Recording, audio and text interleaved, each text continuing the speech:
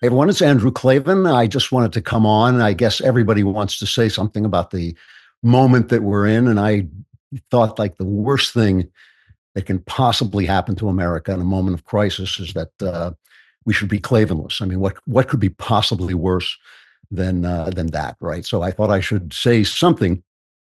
And obviously we have this hive mind now where everybody says something.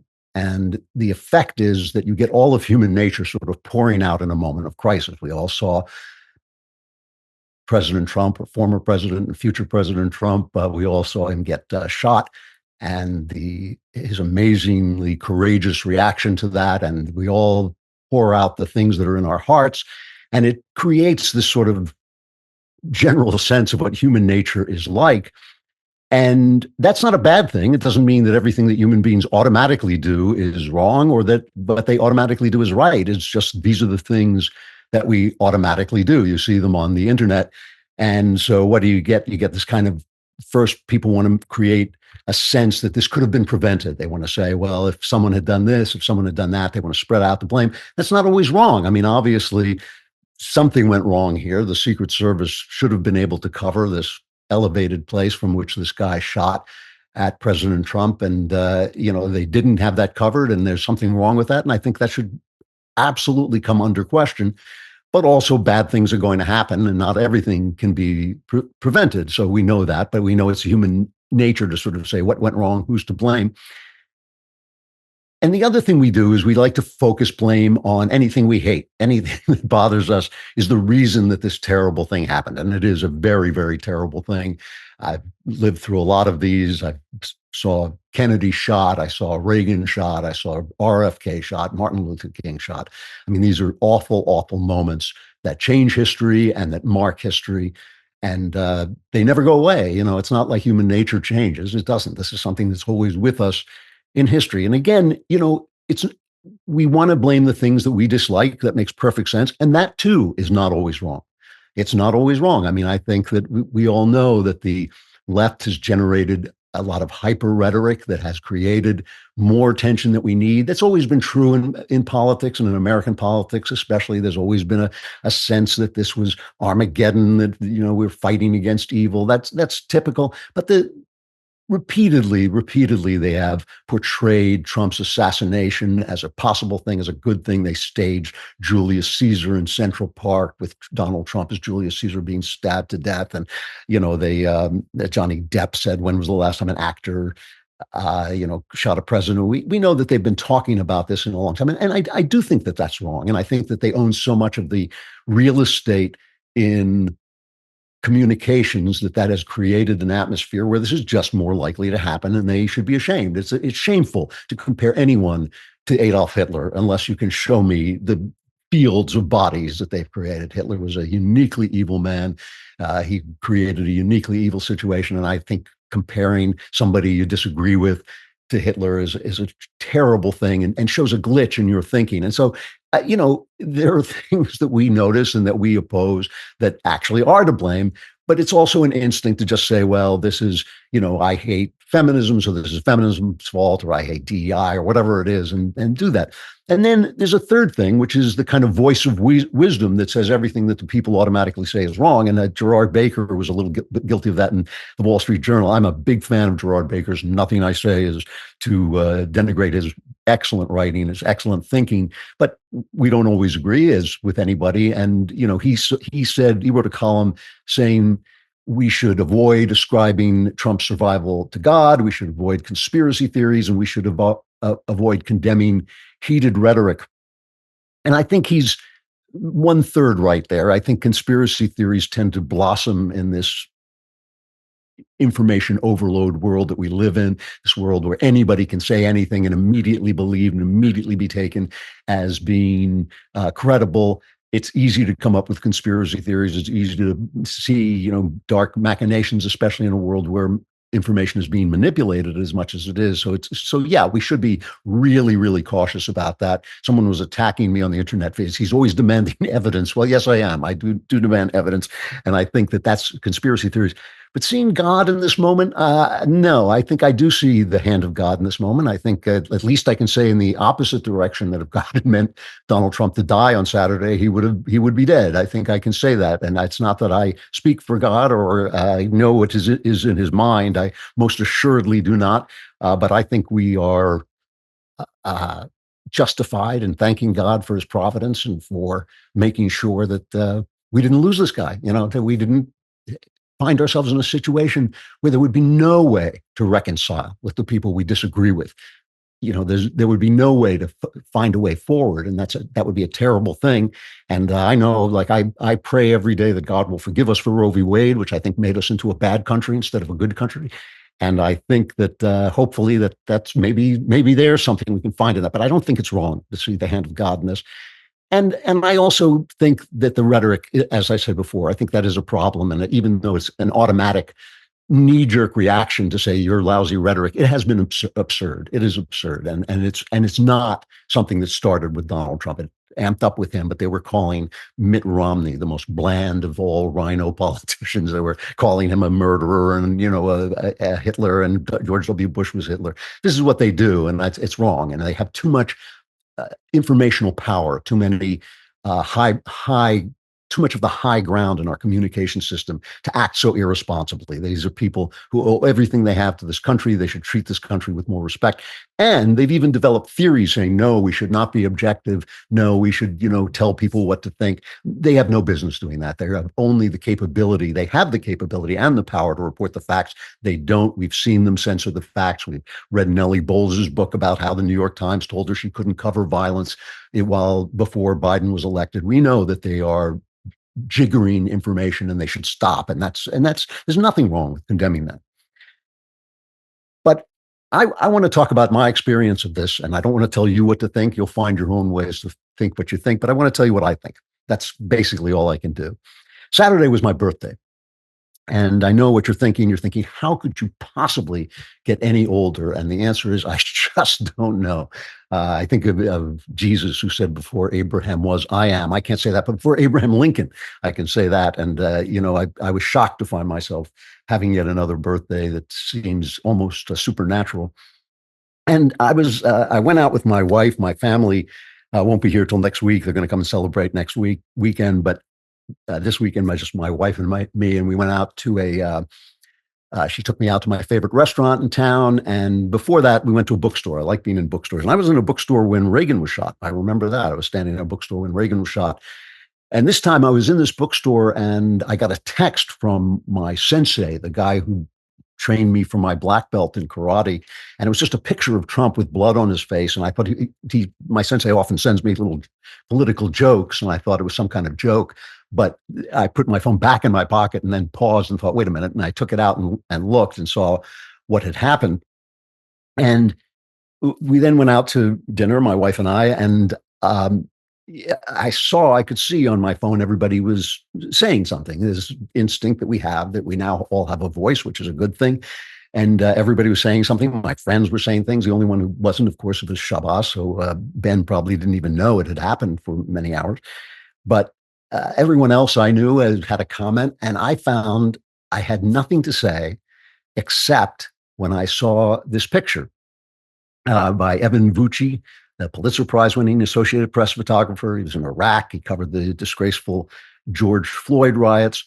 And he took this insane picture, insanely perfect picture of Donald Trump, who was shot in the ear, obviously a bullet that could have gone into his brain, missed him by maybe centimeters, if that.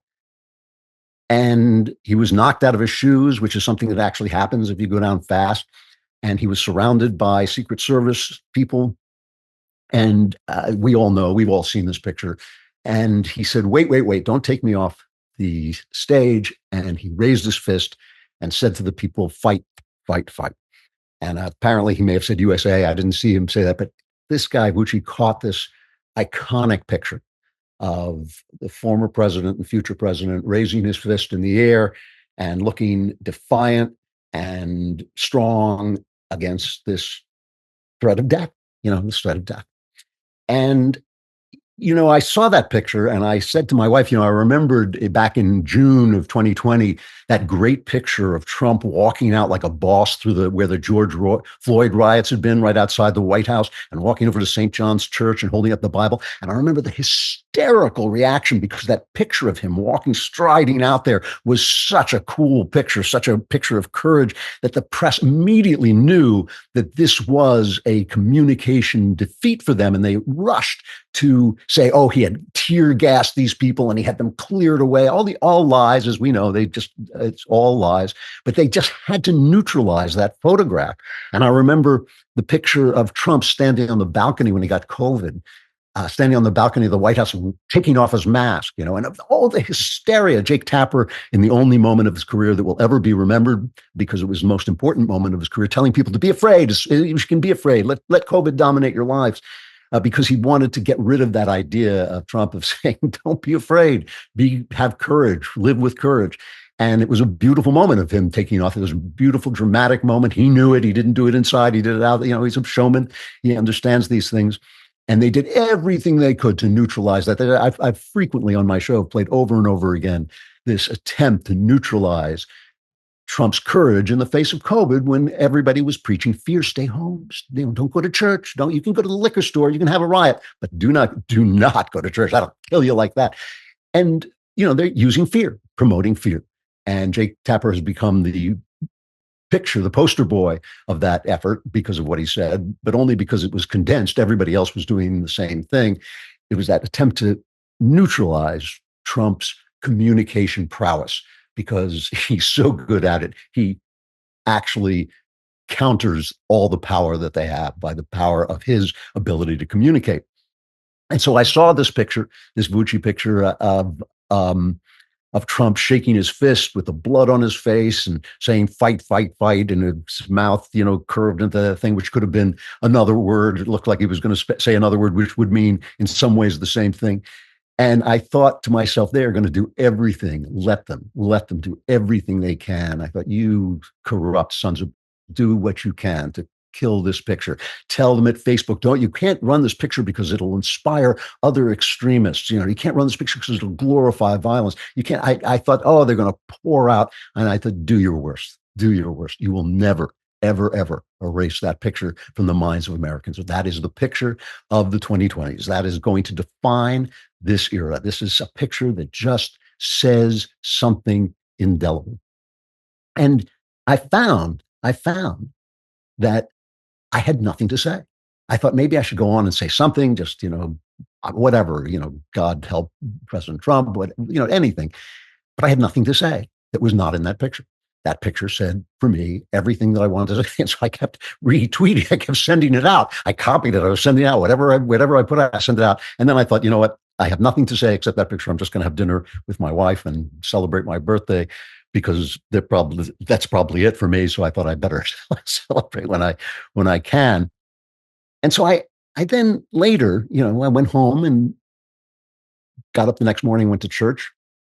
And I was thinking to myself as I was driving to church, if that picture says everything I want to say, what does it say? What does it say for me?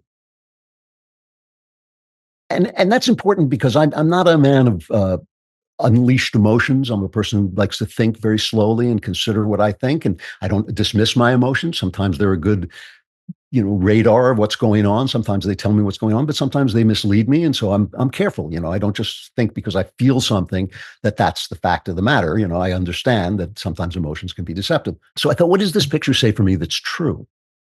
Now, when I talk about politics, the left, or I condemn the left, or I condemn Democrats, I'm not attacking citizens to the left of me, people who vote Democratic because they believe what they read in the New York Times, or because their family voted Democratic, or maybe because the Democrats serve their purposes and their self-interest more than the Republicans do. I mentioned Nellie Bowles, and she says, well, I will like gay marriage, and the Republicans are against that. So, I want to be with that. Some people want abortion, and so they vote for that. Those are not the people who bother me in the least. This is a huge country. People disagree. People have different points of view. Their consciences tell them in different ways. Their histories and trajectories take them in different ways. And those are not the people I go on the air to talk about. I'm talking about a relatively small cadre of people who run the news media, Hollywood, the entertainment media, universities, social media like YouTube and Facebook, and who do not represent the mainstream of this country, right or left. They really don't. They don't represent anything except themselves. They win by infiltrating institutions, by pretending to be like the rest of us. Obama did this. He hid his voting record. Remember all those abstentions on his voting record? We didn't know who he was. He had no history. He had no paper trail. We couldn't find out anything about him. And anybody who tried to find out anything about him was called a racist. When we found out he went to a church that was racist, it was like, oh no, we mustn't allow that to affect our minds. He gave this absolutely dishonest speech about that church, and we were told what a brilliant, brilliant speech. I thought, it's all lies. It's all lies. I remember David Brooks saying it was like a symphony. I thought, yeah, it was a symphony of lies. It's all lies. He goes to a racist church. He goes to an anti-American racist church, and we should know that. But he was completely a hidden guy. He was a shadow candidate. And that's how the only time they win elections when they do that. Joe Biden. Why is Joe Biden president? Joe Biden is president because they knew that Bernie Sanders was too radical. They knew everybody else was too radical. Joe Biden had been around so long that he still represented the past Democratic Party, which was kind of a little bit, more moderate and not taken over by the radicals yet. And so they thought, well, we'll run him, but then he's going to govern just like Obama did from the far left. And that's what he did. He is not lunchbox Joe. He's not the ordinary guy. He's governing like a socialist. That's what he's doing. And that is how they dominate the country, and they dominate the culture, and they lie their way into power. And then they have that deep state that is continually generating regulations and more power for itself. And they're my opponents. They're the ones I talk against because they're the ones who tell us we can't get along. We can't argue and disagree. They're the ones who tell us blacks and whites have to hate one another. They're the ones who keep racism alive with all their power. And I defy them. I defy them. And those are the people that I think are the problem with the country. And I don't think they're the Jews. I don't think they're the elites. I think that there are people in these positions who hold this point of view, who have acted, if not in concert, they've acted in a concert of interests to take over our institutions of communication, most especially, but of all the institutions that communicate culture, Hollywood and the academies and all these places. And now for these past years, they've been running the government, running it whether through the deep state when Trump was in, or running it now through the presidency. And they've used the government to do terrible things. They arrest and imprison their political opponents, Trump, Bannon, Michael Flynn, little old ladies who oppose abortion. They send them away to prison where they'll die. People who wandered into the Capitol January 6th, people who had January 6th on their calendars. They put these people in solitary. They put them away for incredible amounts of time. They silence people on social media who said that COVID was a lab leak, the vaccine wasn't tested, Hunter Biden's laptop wasn't real, who said it was real, who said the election was rigged, never mind stolen, just people who said it was rigged. They arrested people and silenced them. And I defy them. I defy them. That's what this picture says. That's what this picture says for me. I defy them because no matter what the kid who shot at Trump wanted, no matter what, he sounds to me like some crazy kid who doesn't know what he's doing, but I have no idea what he wanted out of this, what his ideology was, which is another thing we like to do. We like to make sure the ideology is right. And of course, if he's a white man doing a right-wing thing, then we hear about that. If he's a transgender person, then we bury it, because they own the information market. But I don't care. His motive was to kill President Trump. And when President Trump raised his fist in the air and said, fight, fight, he said, no, I'm not dying. I'm still here. And for that, he was speaking for me because I defy these people. These are the people, they tore down statues of George Washington and Thomas Jefferson, and they put up statues of a drug addict who died resisting arrest, as drug addicts tend to do. And I defy them. And that's what that picture says to me. And that's why I have nothing to say except what was in that picture. They have denigrated masculinity and femininity and marriage, and they have tried to elevate abnormality by selling porn to middle schoolers, and then they call it banning books when we say no, and I defy them. And that's what that picture says to me. I defy them. That's what that picture is, that fight. This is what I fight, and this is what I believe Donald Trump stands for for a lot of us, for all of us maybe, who defy them even from different positions. They babies. I've, I've been saying this at the Daily Wire since I got there, when they'll say, well, if you say that, the left is going to say this. And they babies. They babies. They call that a human right. The least defended person, the most helpless, the most silenced person, a baby in the womb, they'll tear him to pieces. Well, it's a human right. What argument do they have for that? What argument do they have that strips that baby of his humanity, of being a human being, so he has no rights? They call sexually butchering children healthcare. What science do they have? They have nothing except the power of the culture. That's all they have, to declare it so and then do it. And it's an atrocity, and I defy them. And that's what that picture says to me, that picture of Donald Trump. They've loosened our election laws, and they've made our election suspect. In France, they just had an election where there was a major reversal. Nobody complained because they still have security. They still look very carefully. They vote on the day. They vote with ID. And then they silence us if we say, hey, you're making it easier for us to cheat. They call us bigots. They open our borders and let anybody come in, and they call us bigots if we protest against that. They crippled poor people with drugs and by preaching against marriage and against God, things that uplift poor people and raise them above their situation. And I defy them for that. And that's what that picture says. And they tell us to be afraid of everything.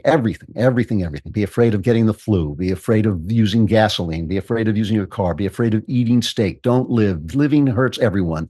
Just little baby in the womb, because otherwise you're a problem. The old man or your depressed teenager will put you to death. I just defy all of that. I defy them, and that's what that picture says. And Donald Trump is right about this. They can't get all of us yet. They can't arrest all of us yet. They can't quite silence all of us yet, but they can get him. And that's what they're doing. That is what they're doing with their rhetoric and with their extreme actions and with their silencing people through HR and on the internet and on YouTube.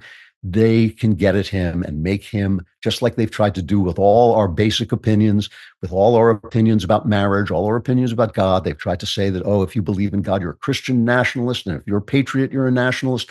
And you're a bad person for all these things. Be silent, be silent, be silent. Donald Trump represents all of those things to them. And that picture of his defiance and his incredible durability against the absolute breaking of norms and the breaking of our system and the misuse of the law and the lies, that picture is the picture of our defiance. And that picture is the picture of my president. That is the picture of my president. I don't hate any of the people that the left elevates, the minorities, sexual minorities, racial minorities. I don't hate any of those people, but I'm not going to be told that good is evil and evil is good and true is false and babies aren't babies and men aren't men and women aren't women and God isn't God. I'm not going to be told that. And when Trump raised his fist, that's my fist.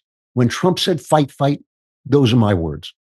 He's speaking for me. And obviously, I'm not like Donald Trump. I've lived a very different life from Donald Trump. I am an elite. I am an educated, cultured person who loves the arts, who loves beauty, who'd rather be sitting around with a Chardonnay reading poetry, right? I'm, faithful to my wife. I go to church every Sunday. I am not like Donald Trump. He's not the man I would have picked to represent me. He's because of class. That's why, because of my class prejudices. He's not the man I would have picked to represent me, but he was picked. He was picked, and he does represent me, and he certainly represents me now. And so, let me just end with this, and I'll leave you alone to go on your day, because this is the most important thing. Talking about God, talking about the will of God, and I don't know God's plans. I'm telling you, I try never to speak for God. He told me that He would take care of judgment, and I should just love my neighbor, and that's how I try to live. That's exactly how I try to live. But I do have this one fact about me that we hear a lot about. I'm old. I have seen the shape of life. I have seen the shape of life. And there's one thing about God that I can tell you that I'm sure is true. And that is that He will turn evil to good if you let Him. If you let Him. This is true in your life, and it's true in history. He doesn't erase evil. This is where people get this wrong. You'll hear some preacher say, well, there was a Holocaust, but at least the state of Israel came out of it. So hooray. And you think like, whoa, whoa, whoa, whoa. Israel is a great miracle. It's a biblical miracle. It's a wonderful country. It's a country fighting for its life. I support it in every possible way. This is not a controversial opinion. It's in the Bible. This is absolutely the simple truth, and the only people who can't see it are people who are so twisted by ideology or hatred that they can't see the obvious truth of this. Israel is a great country. The Holocaust did give it a spur into existence, even though it was coming into existence anyway. But that doesn't erase the evil.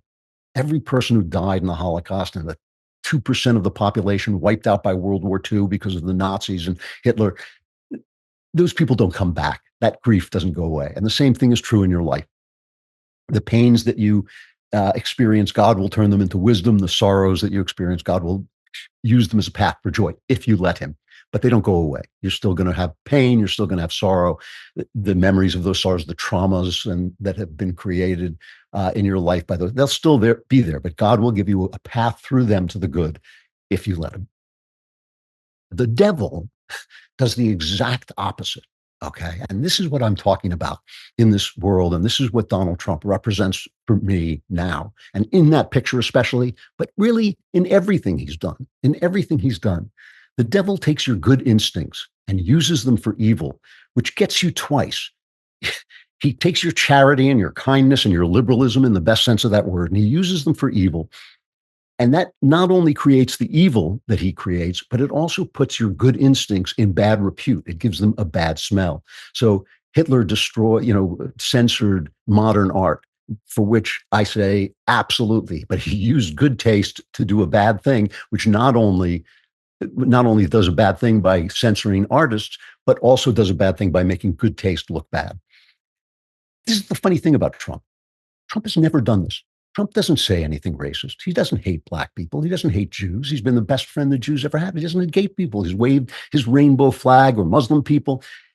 And yet, people who do hate those people see something in him that they like and they attach themselves to him. But the fact that he doesn't do it, that too is an act of defiance and an act of love. And that too makes him my president.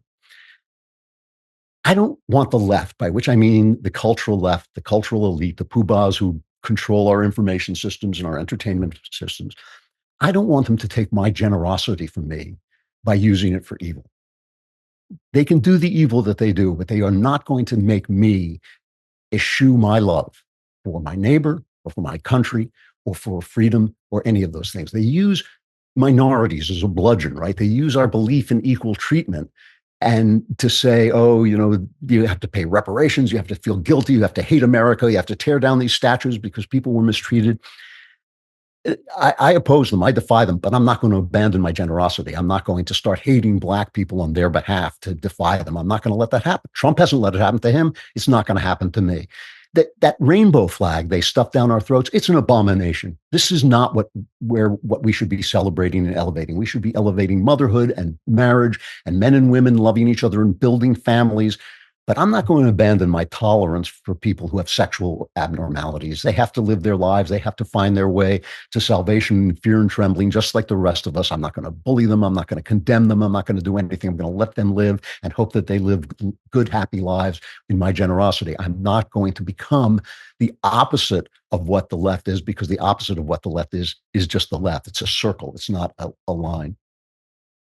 And the idea that I have to close my eyes to trouble in communities like the crime in black neighborhoods or the violence in the House of Islam or the bullying and violence from the transgender crowd, that is absurd. I'm not going to close my eyes to those things. I'm going to call them out because they're part of my country. They're things that are happening in my country. But I'm not going to let them make me hate blacks or Muslims or people with gender dysphoria. They're not going to make me the mirror image of who they are. That's not going to happen. I am going to love God and my neighbor, and I will be free, and I will let other people be free, and I'm not going to be afraid. And in this, above everything else, I defy them. And in this, above everything else, Donald Trump is my president. A guy tried to kill him, and you're not wrong to think that an entire section, small section, but powerful section of our society has been trying to negate him. Maybe they're not calling for his death, but they've been trying to negate him, to make him anathema, to make him something that is unacceptable. But really what they're trying to do is make normality, morality, the Christian heritage that has come down to us, the American heritage that has come down to us, they're trying to ban that because in his freedom, in his belligerence, in his defiance, Trump represents all those things. And I'm with him now 100%. I think everybody who really cares about the straight and narrow path of this country continuing in the traditions that we have should be with him. And that picture represents everything I think. It represents everything I think. I've spoken for half an hour now, still have not expressed what is expressed perfectly in that picture. I defy them. I will fight them. I'm with Donald Trump. And that's all I have to say about this. I know the news will continue. We'll get more information. We'll find out more about the shooter and about the Secret Service and about all that. But for right now, all I want to say is that picture is everything, because it is everything that Trump is and everything that the clerisy, the elite cultural institutions, everything that they hate, and they're wrong and it's wicked, and I defy them. All right. I'll see you on Friday. I'll see you before that because I'll be at the RNC. It is good to talk to you. Stay cool. Stay frosty, keep your head in a swivel, and don't let them get you. Don't let the bastards get you down. I'll see you later.